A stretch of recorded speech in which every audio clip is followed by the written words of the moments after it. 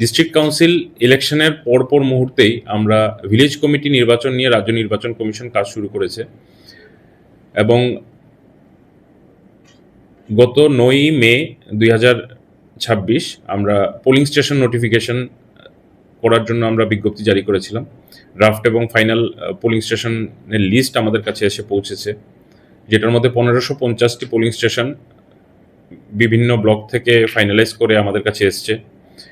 তারপর গত 31 মে 2026 আমরা ইলেকট্রাল রোল পাবলিশ করারও বিজ্ঞপ্তি রাজ্য নির্বাচন কমিশনের পক্ষ থেকে জারি করা হয়েছে। সেখানে বলা হয়েছে যে 2 তারিখে আগামী 2 জুন 2026 খসড়া তালিকা, ইলেকট্রাল রোলের খসড়া তালিকা প্রকাশিত হবে।